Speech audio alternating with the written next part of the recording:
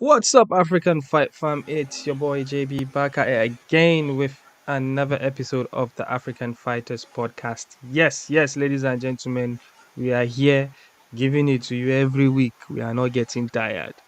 Yes, before I start, ladies and gentlemen from Lagos, Nigeria, poster boy, bad internet connection, but he's not really living up to his name recently. Probably got good broadband suppliers now. Ladies and gentlemen, Toby Aderemi Ladoma. Sup, Toby? What's up? What's up? We're back All again. right, Another episode back to back to back. Let's go. I really need all to work right. on my intro first. There he is, and boom, here we are. Yo, if you are alive. We are getting the comments trooping in already. Jesse Dunaway, it's been a while we saw you, Jesse. It's like you missed our last episode or last two episodes. That's how much we care about you guys in the live chat. We knew that we didn't see Jesse last week. And yes. Toby, it's your biggest fan, Temba Gorimbo. And he is saying, bad internet is you. All right, guys. Exciting week of fights. If you are following our Instagram, you see that we are much active this week. Yes. We tried to cover because it was gearing up to be an exciting week, and it ended up being so. Yes, as you can see from the title of our video today, we are going to be discussing Kamaru Usman in the lightweight division. We're going to be discussing about a couple of fights that happened last night. We'll talk about Bellator 300, one fight coming out of there, a little things about Bellator here and there. We'll also talk about UFC last night. Interesting. We would talk about the main event, and we'll talk about the co-main, which had Abdulrazak Al Hassan in it. And yes, please feel free to chime in if you've got anything you want us to all discuss. We would gladly do so. All right. First of all, Kamaru Usman versus Belal Muhammed. This has not been announced, all right, but we've heard both parties we've mostly heard from Belal, and Belal had said in one of his interviews that he would only fight Kamaru Usman for the appropriate money. Okay, so this started a lot of conversations online. But before I get into this, Toby, did you get to listen to Bilal Mohammed's side with regards to fighting Kamaru Usman? Yes, I did. I don't know. Belal is beginning to sound very delusional. He said a lot of things that were really weird and cringe. He said if he beats Usman, he's on the same level as GSP. Blah blah. I don't know what he's talking about. To be fair, he said he wants champions money if he to fight Usman. I'm like, the UFC only pay very few people that type of money that he's talking about, and he's definitely not in that category. So I don't know whether this is him Yeah, trying to his way of selling the fight, or I don't know, is he trying to shy away from the fight? I really don't understand what Belal is doing right now. yeah, but something I think currently he might likely be the person. So there's a lot of angles coming into this from Kamaru Usman's point of view and from Bilal's point of view. First of all, let's talk about the big dog, who is Dana White, right? Who has the say so. So Dana White, in I think a week ago, one of the press conferences, he mentioned that everybody in the top 10 of the welterweights now have fights. So obviously we got to see that Kobe Covington will fight Usman, will fight uh, the Birmingham boy, Leon, Leon Leon, yeah. Edwards. But some fights have not been announced, i.e., the number one contender versus the number three contender, which is Kamaru Usman versus Bilal Mohammed, which is the only fight that made sense. Somebody asked Dana White, how about Bilal Mohammed? He said Bilal has a fight. But I believe the reason why this fight hasn't been announced, I'm pretty sure they are still sitting down on a negotiations table with Bilal, and Bilal is trying to get as much money as he can. First of all, from what I can remember, from what we've been hearing, there's this thing called pay-per-view points, right? Pay-per-view points are like a part of pay-per-view revenue that the UFC would pay you. You would have to be a big enough draw to get that kind of willing power. So Kamaru Usman, when he was champion, he had that. I remember, I believe it was he negotiated that when he was doing his two fights with Masvidal. And even Kobe Covington, that is a very big draw, does not have pay-per-view points for as long as I can remember in his contract. So now that makes you think: is Belal Mohammed a draw enough to get the type of money he's asking for? First of all, we don't know what money he's asking for, but this, with what Dana White has said and with what we've heard from Belal Mohammed, it sounds like they are still sitting on a negotiations table, and it's Belal Mohammed that is asking for more. With this my analogy, what do you think? But before we do, let's get into the comment section. All right, Jesse Genoway says Bilal is getting the next title shot to take the fight with Usman. Is a huge risk because Usman more than likely wins. I see that point, but Bilal wants to get paid. He's not really an exciting fighter per se. I think his best performance would probably be from Shelby. What was that guy's name? The guy, the undefeated Wait, welterweight. do And sorry. yeah, he says that Belal is getting the next title shot. I'm not sure how set in stone that is. You know, the Yeah, UFC so so tends to so chop and so change every the now and UFC then. doesn't So the UFC don't like him because that's the only explanation for why Dana White will turn around and be like Kobe Covington is getting the next shot, because by merit and by body of work, Bilal Muhammad deserves it, but by money making, Kobe is like above him in drawing power. Hence why that happened. Yeah, Sean Brady. Thank you, Green Tea. And Jesse also says maybe not, but he's definitely most deserving. Yes, he is most deserving, but he hasn't got the drawing power. And Temba says Toby got that basket mouth look today. Yo, Toby, Temba is coming for you. Temba is Thanks, just Green showing me Tea. love. I don't know. So yeah, I think the here's where the dilemma is, right? Usman lost his title and he lost his rematch. And with the caliber of Usman, he feels like he should headline a pay-per-view. First of all, to take advantage of his pay-per-view points, right? And when UFC tends to do things like that, they would rather fill that card with just like rivalry fights with no titles because that's how the business is, right? But then for Usman to be justified to main event a pay per view for not the title, it would have to be a very, very good B side in the person that he's going to fight. That's why I believe he was trying to get that Chimaev fight because he felt like Chimaev would be the biggest draw for them to kind of like justify a main event. You understand that it's not for the title because he would probably feel like, if I fight in a pay-per-view under somebody else, or it wouldn't be nice, it wouldn't be a good look because we saw Kobe lost for the title, but for the longest time Kobe has been fighting in main events and he has never been a champion. So like if you look at that comparison, Usman is kind of stuck in a situation where if he fights Bilal Muhammad, it would definitely not be a main event of a pay-per-view.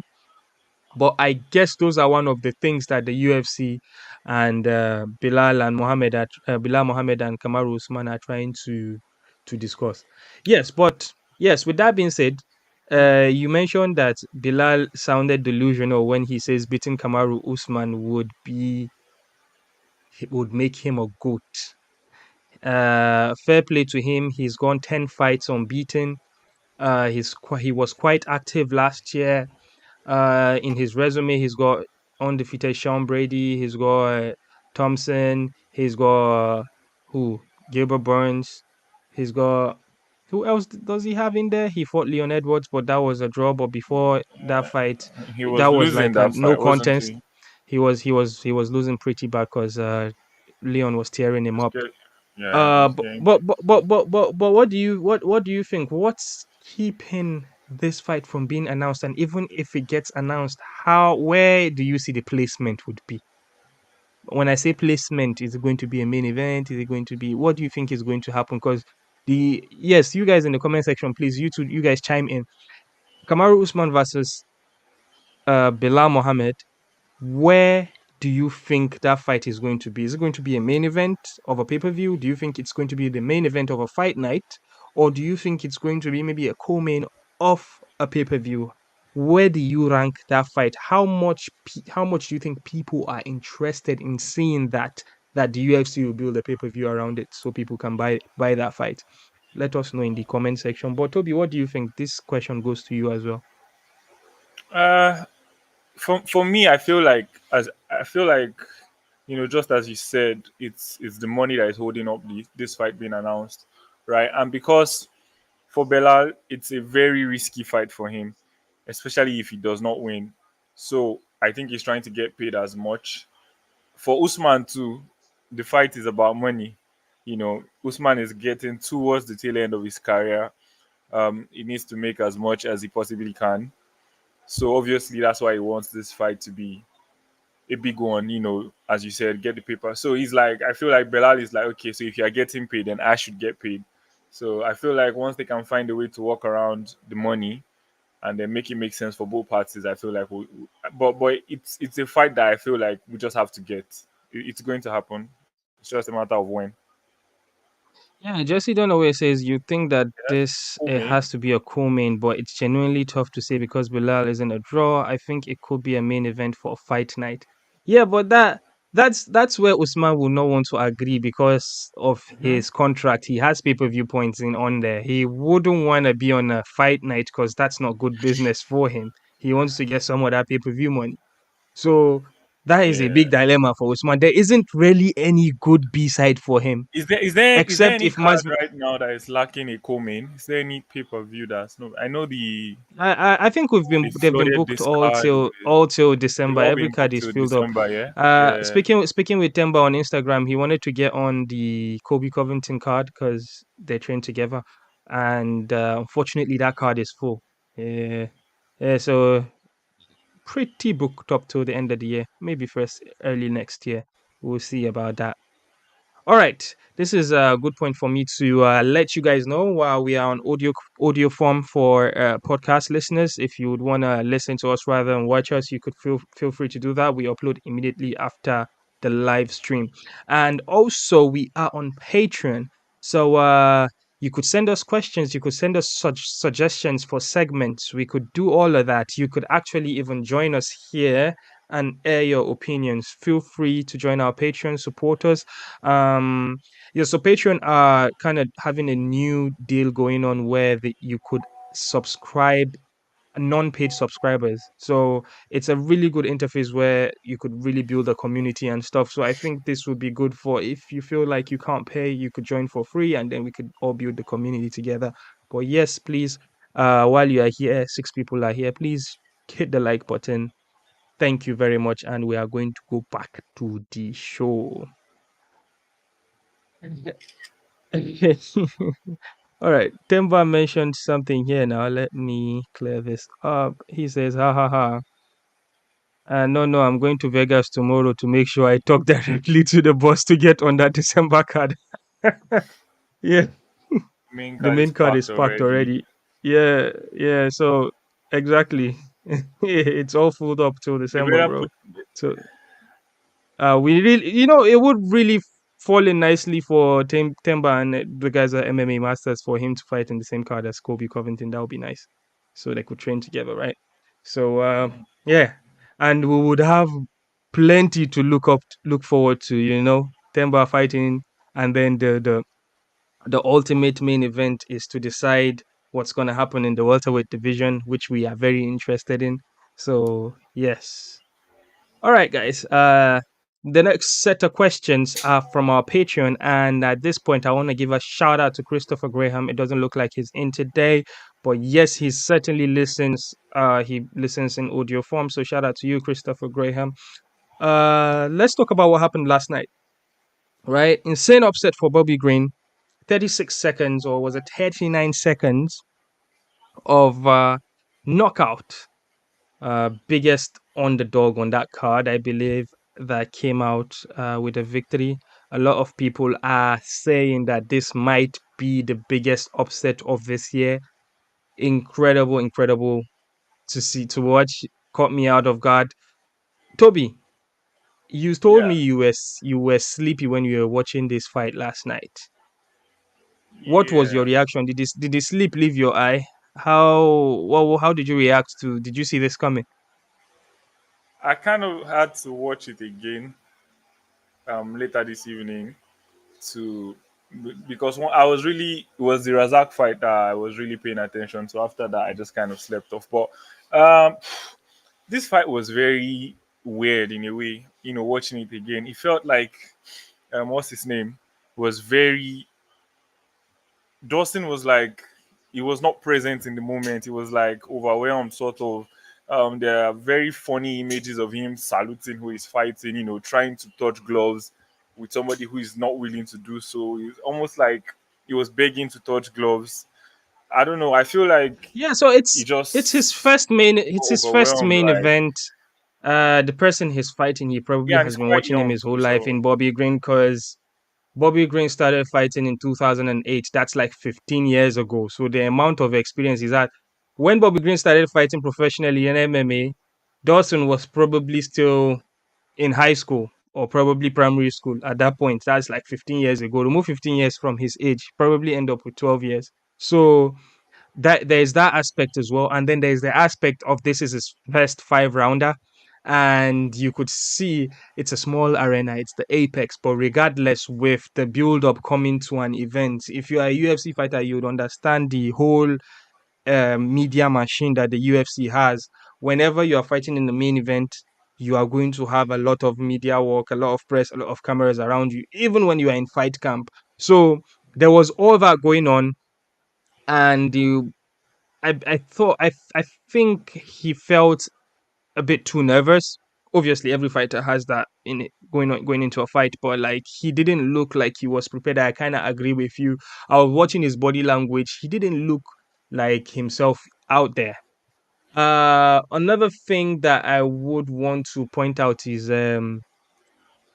the punch that Bobby Green got him with did not even look like he packed a lot of power. It was like a straight left, standing orthodox position, straight left. He didn't look like he was swinging from the hips or whatever, but he just had enough power to put him out.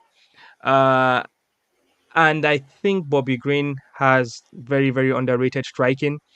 And for someone that has been in multiple main events, for someone that has is quite popular and is not in the top 15 of the lightweights, that that tells you how much underrated he is. He has almost 50 professional MMA fights, which is incredible.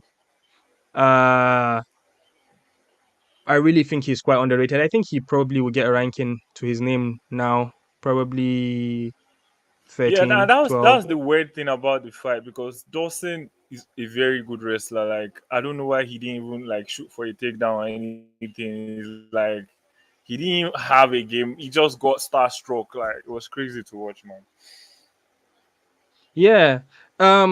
I thought Dawson should probably have started by like showing his intention to wrestle. You know when you start around with a fighter, I'm not a fighter, I'm just saying when you start around and then immediately the bell goes ging ging ging, you shoot for a takedown. That striker is going to be registering in his head. It's going to mess up his psyche with regards to I need to protect myself from a takedown. But then it felt like Dawson was comfortable being like, okay, let's strang, let's start, let's strike, let's bang, and obviously we saw how that happened. Not in less than a minute, he got put out. But Bobby Green said he wanted to fight in December. And who was it? Is it Moicano? Who was it that was on Twitter accepted a call out? Or was there a call out? Because I didn't really listen to the press conference. Was it Moicano? Am I crazy?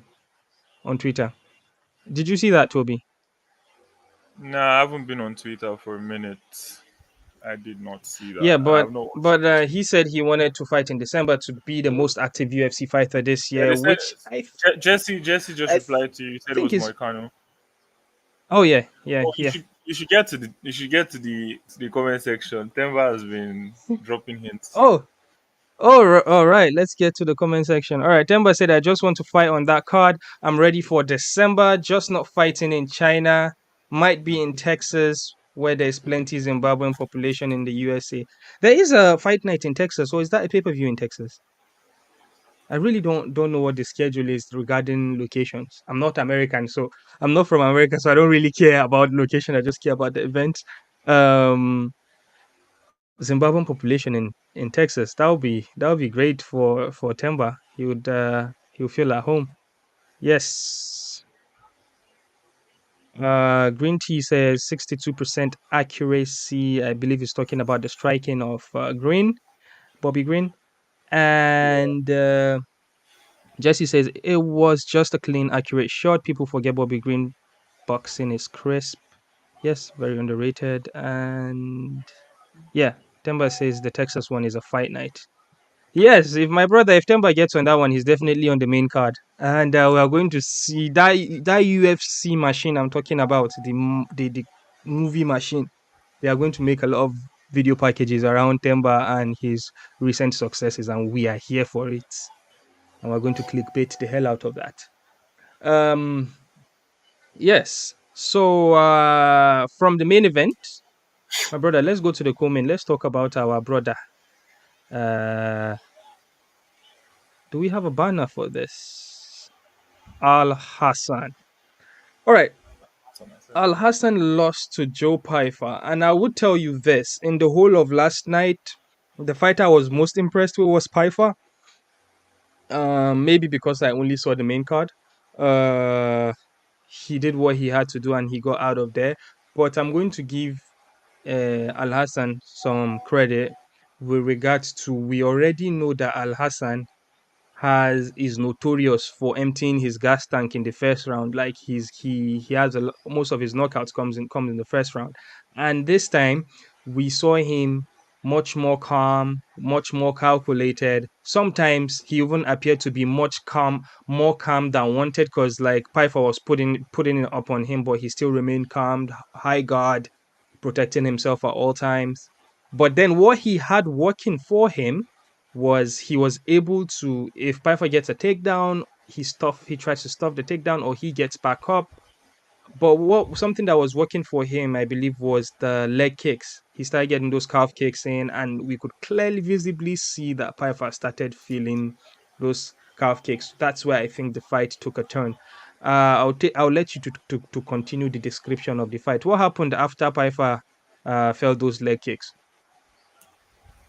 Yeah, so in round two, was it round two? Yeah, round two, Al Hassan started, with the leg kicks, forcing him to change his stance and everything. And that was really affecting the threat of the power, because I feel like that's what this fight was made of. It was two really, really hard punchers. We were hoping that this would end in a knockout. But at the end of the day, I feel like the more rounded fighter, the more skilled overall fighter came out on top, because when push came to shove and he had to do something different, he was able to, shoot for takedowns, get Al Hassan in a very difficult position, and then, from there, one thing led to another, and he got the submission. I feel like Al Hassan's real threat was only when the fight was on the floor, when they were both standing, right? So that I feel like the completeness of Pfeiffer just gave him that edge yesterday.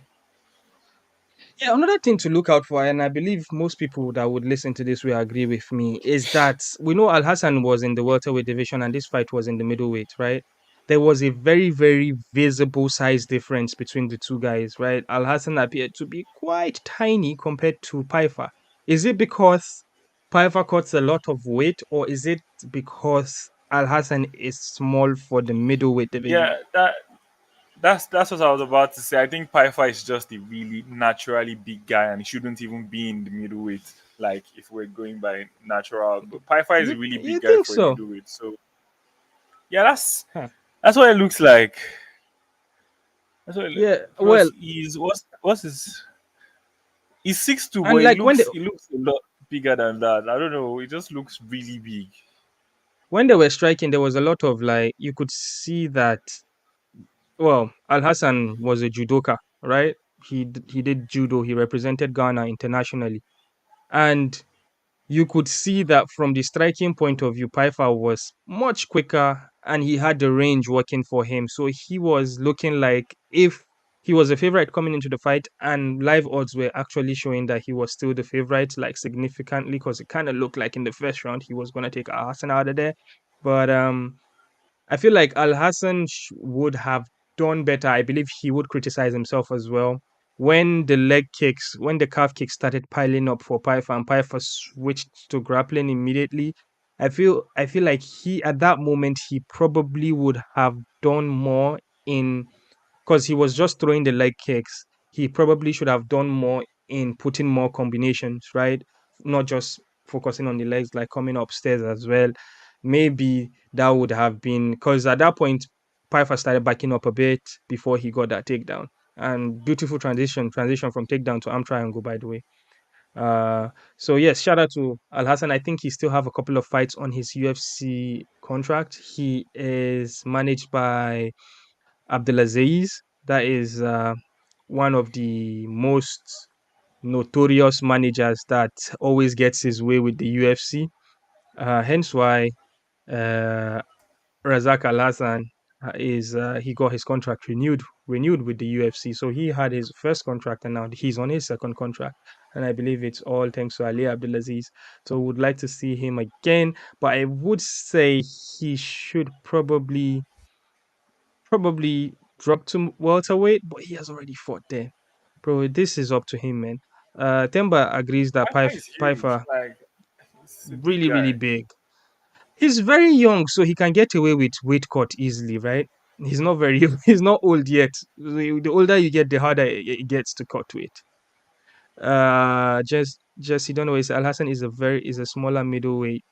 He's 5'10", but built like a tank. Do you see the Is he? legs of Al Hassan, bro? His legs are I mean, like yeah, he's about chu- 5'10" too, chu- and he belongs. chuvas. He looks like a middleweight. Like he belongs. I just feel like Piper is big. Yeah, yeah, I agree. All right, so let's talk about next week fights, right? Uh, which fights are you guys most excited for the next week's card? When we're talking next week card, we're talking about the UFC card. It's going to be headlined by none other than our boy Super Sodiq Yusuff, Bandana Boy. He's going to be fighting the legend Edson Barboza. This one, very very excited for this one. One thing I'm excited about is we are going to see the return of Sadiq's bandana. In his last fight, he couldn't wear his bandana because the UFC has banned people bringing flags in. Now that the ban is away, Sadiq is going to come with his Nigerian bandana.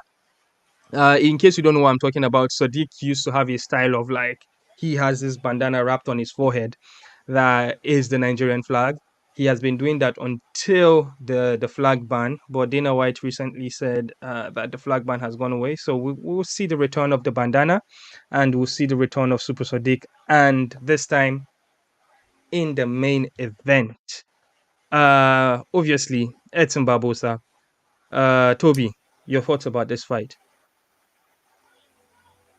Yes, this fight is one I am very, very excited for the reasons that you mentioned, but also because I want to see where Sodiq is at. Like, he hasn't fought in a year now, right?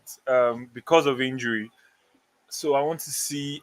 I don't know if this fight is a little bit too big because Barboza is very, very experienced, right? He's the kind of person that if you are not 100% in there with him, he has a lot of tools, in his bag to put you out. So I'm a little bit worried for Sodiq, not because I don't think he's absolutely a really good fighter, but because I just I just think that I just hope that he's up to speed, that he doesn't get Yes. affected by So ring rust a little bit too much.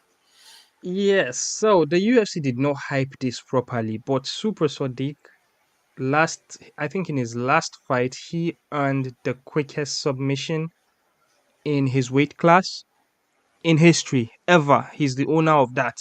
And something also factual about that is that same fight night he did not get a performance bonus, which is crazy to think about.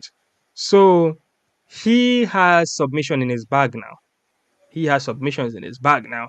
And he has obviously striking, he has power in his bag. The only loss we saw with him. I think it was with this guy from England. I forgot his name. He didn't look like a slouch in there because he won the third and final round in that fight. So one thing we've never seen is him fighting in 5 rounds. Um, are we going to see this be a unanimous decision in a devastating striker like Barboza? Or are we going to see Sadiq try to pull guard or try to like grapple to get a submission again? But this is something that this sort of like decisions or this sort of like things with regards to how does the fight, how does this style and this person's style come together is what is exciting about MMA, innit? Yeah, even though it's 5 rounds, I really, really doubt this one will go 5 rounds. Just because I don't know, Barbosa is what 38, 39. I don't know. So I feel like sooner or later one of them will gas and they'll start just swinging wildly. I just don't see this one going 5 rounds. To be fair. All right, so let's go to the next fight that we are interested in. Opening the main card for next week is Cameron Saaimon from South Africa versus Christian Rodriguez. All right, so Cameron Salmon, a lot of people don't know, but just last week, congratulations to him, by the way. Just last week, he got a UFC extension in his contract. Currently 3-0 in the UFC, but 9-0 generally. Very, very young fighter, 22 years of age.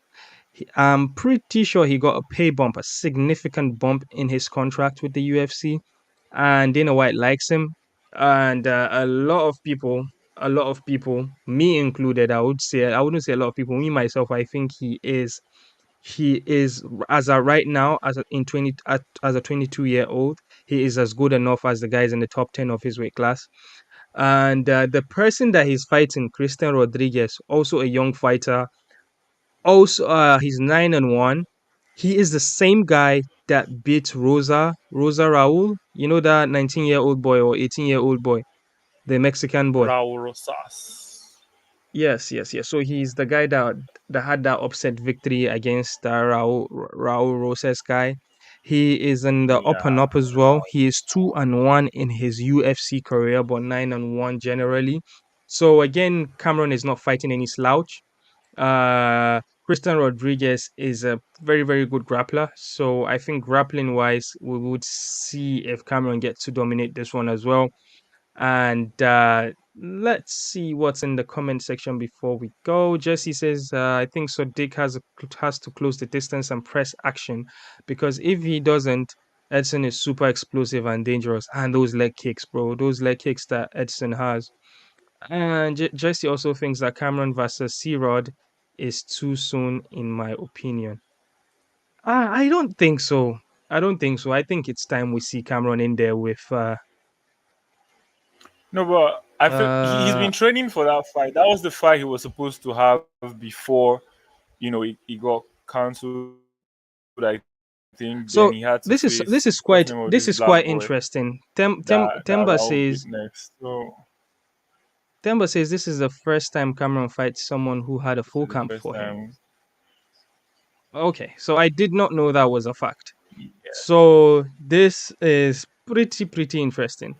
The past three guys came in short notice, so this is the real test. If he passes here, he is there with two guys. Yeah, so I agree with Temba. I didn't know this was a fact. I didn't really know this was a fact. This is, well, we Yeah. are we are all gonna be watching Cameron Simon to see where his level is at against C-Rod. Uh, well, I didn't know Christian Rodriguez was called C-Rod. Thank you, Jesse. Would see against C-Rod. Um, well, we'll be watching. Jesse, sorry, Toby, you've got anything to add regarding Cameron Simon? Yeah. No, just exactly what Temba was saying. Like this is a fight that they've both been preparing for each other. I know you said Rodriguez is a very good grappler, but Cameron Simon really showed a lot of skill. I know that he makes up Mhm. for. He's not the strongest in the weight class yet. His body can still get stronger for that weight, but he's very, very skillful. He's very tenacious. Even when he gets taken down, he hardly accepts the position. So this is going to be one fight that will really, really show us where he's at, as a fighter, and then see to your claims of him being top 10. Because for me, it's not yet Yes, there. I told you guys. I told you guys, and you will see. You will see. I really think that this guy is going to be pretty popular very soon. But we would see. We would see. And how excited are you that we will get to see a Nigerian flag and a South African flag next week? Now that the UFC flag ban is off. Very happy. There was absolutely no need to ban the flags. I think Dana was saying something like he doesn't care. He didn't really think about the decision when he banned it. He just accepted whatever they said. But the Mexican independence, Let me whatever, tell you made why. it Let me really tell change his you mind why. and all of that. But Let me tell you why they banned it. They banned it because of the well, Russians. They banned it because of the Russians. They don't want people to put. It was during that Ukraine war now, when the Ukraine and Russia thing, they were yeah, canceling Russia up and and down. they do That's have a lot of the Russian fighters. Yeah, yeah. That's why they wanted to do it that time. Obviously, Dana White is he doesn't care. But anyways, um, yesterday as well, Tunisian heavyweight Slim Trabelsi won his fight at Bellator 300 in the heavyweight division. Obviously, it was against Franklin, number 9 ranked heavyweight in Bellator. Slim is a guy that has been having legal issues with Fernan Lopez. Fernan Lopez is that French guy that you guys know that I don't like. Former Francis Ngannou's coach, owner or chairman or CEO of RSFC, Paris, um, yeah.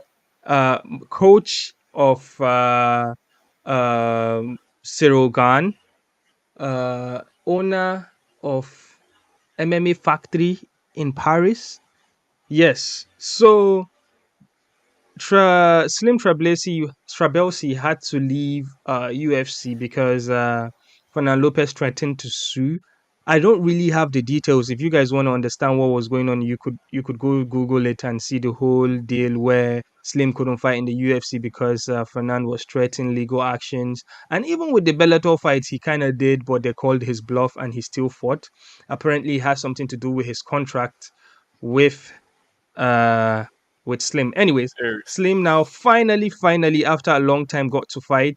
He won and you could tell what that victory meant for him because after the bell went, he went to the corner and he started crying. Crying like he was crying wow like a baby. That was how bad he felt, or how I should say how good the victory was for him. I don't know which kind of emotions was going on in his head, but yeah. Uh Green Tea says excited for Yusuff, Martinez, Saaimon, McKinney, Lisboa, Gutierrez.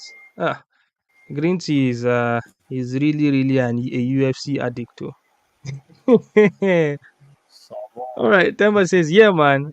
In UFC, this is the first time he fights a guy they both had full cam. It's interesting. C-Rod is good, but Cameron is good too. I'm with Cameron by submission. Actually, we didn't even do our predictions, did we? All right, before we continue, Toby, real quick.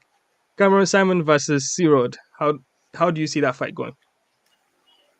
Uh, I think Cameron wins by split decision. I think it's going to be really close. I think Cameron gets it done in the second round TKO punches. And how do you see Sodiq versus Barboza? Um, TKO Sodiq, round 3. TKO Sodiq round 3. Huh. Huh. I think Barboza's chin is not what it used to be, so I think Sadiq might hit him in the first round. So I'll go first round finish Sadiq. Um, Christopher Graham. He's pulling us back to the Kamaru, Usman, and Belal conversation. So Toby, take notice of this point so you can add it to our YouTube bits. With Bilal Usman being rumored to be booked soon, when and where could it be booked? At MSG, a fight night headliner, or shelve it to 2024? Yo, Christopher, you were late to the party. We already discussed this We earlier already in the show. discussed all of this. We spoke about this. And he says, any thoughts on Edge's debut in AEW? All right. I'm gonna give this 1 minute so everybody. I'm sorry to chase people away. Big pro wrestling fan here. Edge, Adam Copeland, former WWE fighter, 20 years with WWE. He moved to their rivals, which is AEW, which I am a WWE fan. I despise AEW, so I think Edge is a traitor. He shouldn't have done that after everything the WWE has done for him. Very disgusting. But hey, I'm joking. He can go and chase the bag because Tony Khan will give him all the money he wants to be there. But as we can see, it didn't really change anything because the first week of AEW Dynamite with Edge on it, NXT beat AEW Dynamite in ratings. So Edge didn't really move a needle. Um, Christopher Graham says, quick picks prediction for next week's fight. Yo, Christopher, we've done this, man. We've done this. All right. Okay, so where were we? Yeah, so we're talking about Slim, yeah? So Slim was crying after his victory. We could see how what the victory meant for him.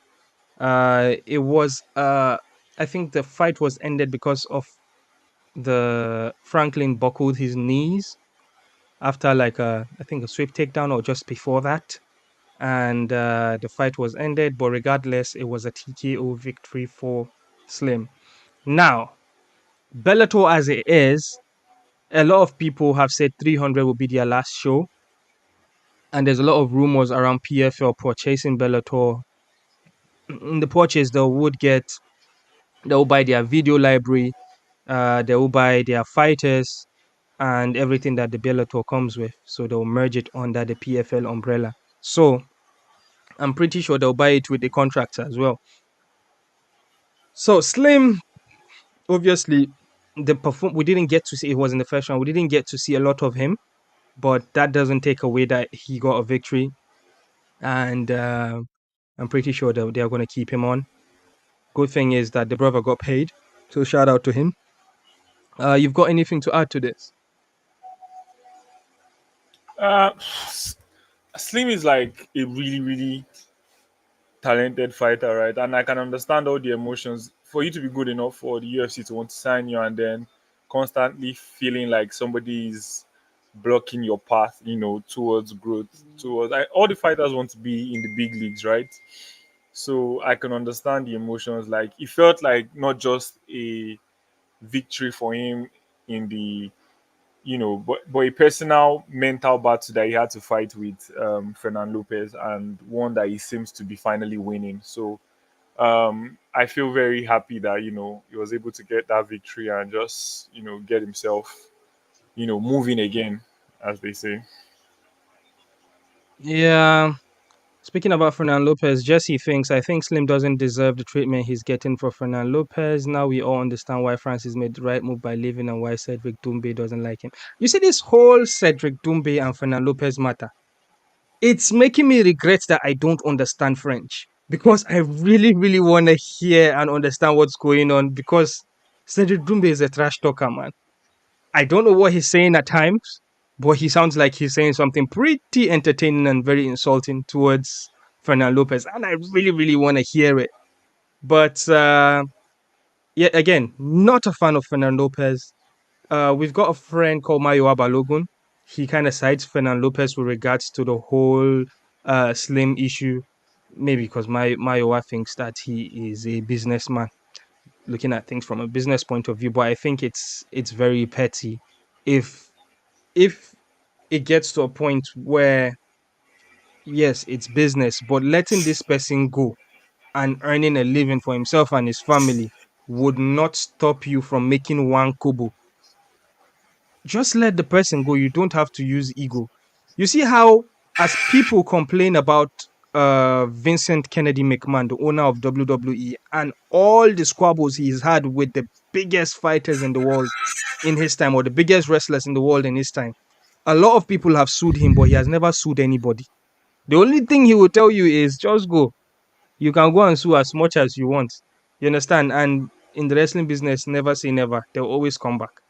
So as a big person, if you're in a bigger position and you are stopping somebody from earning a living, I'll probably let the person go. And I think Fernando Lopez, for that, he might be right business wise that Slim didn't treat him well or did not honor his contract. But come on, let the guy go. You own an MMA promotion, you run an MMA promotion, you run a gym, you are a big deal in Paris. Why are you flexing your capacity? You already know that you have big capacity. Just let the brother go, man. Just let him go. Stop fueling your ego. No, but Yes, I think I wasn't going to rant what's about pissing Fernando Slim Lopez. off.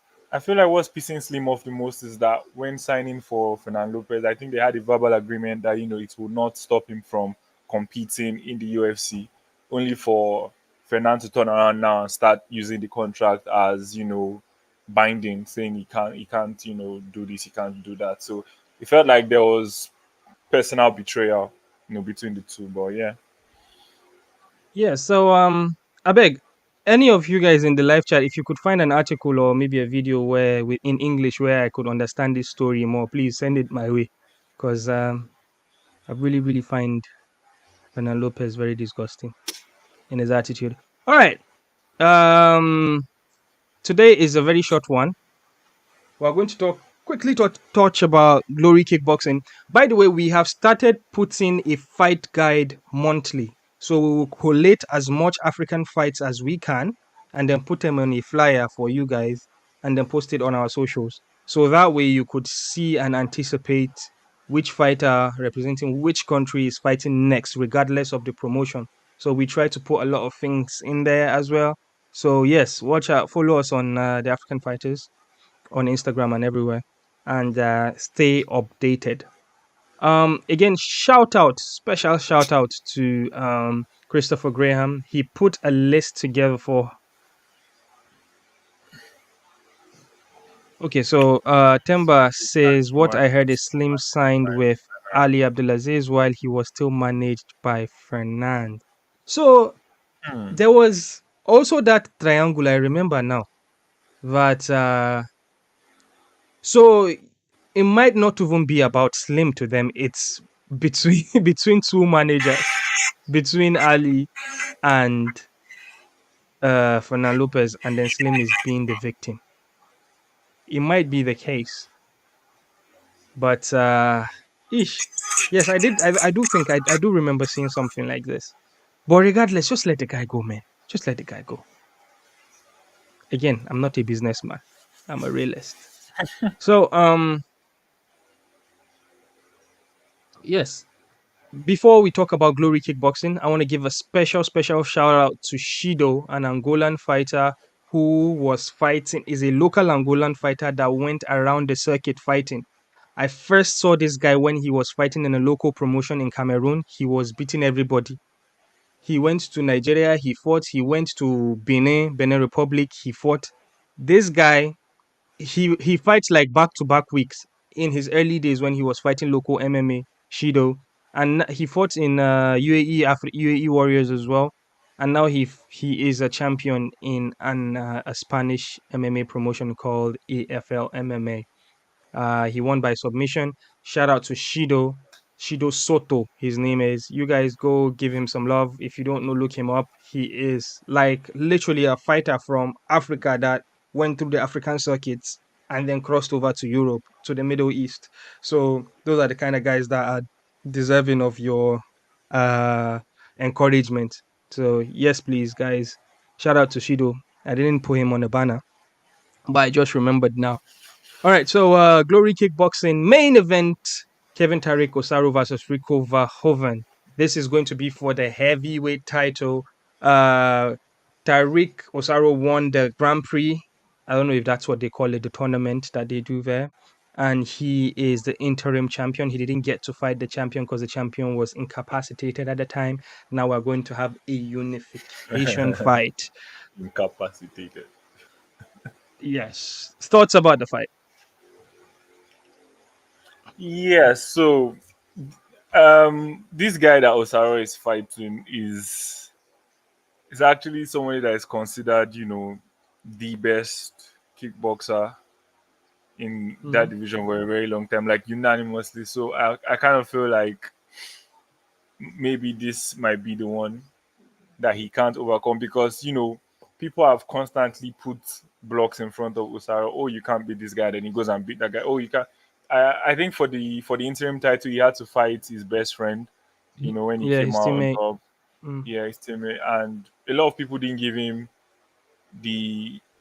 didn't give him a chance in that fight, but he managed to come out on top, and he actually dominated that fight. So he's a lot better than people think he is. But this one, this one is the one that he's going to need our African people to, call on the powers that be. He needs to speak to his village people so they can send the juju his way. Temba knows Yeah. what I'm talking My, about. All right, my first belief. we've got, yeah. So that was sorry, Kevin Tariq Osaru versus Rico Van for the heavyweight title. We've got Michael Baupea versus Donovan Wisse for the Glory middleweight title. Baupea, Ghanaian. What I can only remember about Baupea is that he commots somebody teeth. So tell me, Toby, what should people be looking Yes, looking forward to yes. for this middleweight showdown? He's notorious for, having the guts to punch out his fellow Africans' teeth. Uh, Somebody we're going to talk about later, on this card. But Pyer is somebody that's worked his way to the top, right? He's very, very talented, really, really strong punches, like really, really strong. But this guy is fighting too. He's also very young. So I think it's about 25 years, and he only won the title not too long ago too. So I think he's going to be his early days in terms of defending it. So there's a very good chance that Bopea can emerge victorious in this one, just looking at it from an Imagine, experience imagine the standpoint. But power. Imagine the power you'll be packing for you to be wearing kickboxing gloves and your opponent wearing teeth guard for you to actually penetrate and hit and the person teeth come out. Imagine the power you'll be packing. That is like some I don't voodoo juju power, understand. man. Yes. I don't All right. So understand. last one. Tariq Kabebs versus Donegi Abena for the Glory Light Heavyweight title. This is a unification fight as well, right? Yes, this one has a lot of bad blood to it. Tariq, I'm not going to try and murder his last name. He's he has accused Abena of faking or trying to run away from the fight because this fight was supposed to have happened in June. Abena called in sick, said he had food poisoning. Then he came out to say, okay, he didn't call them a week before, he called them 2 weeks before. People are like, if you have food poisoning 2 weeks before a fight, you should be able to recover.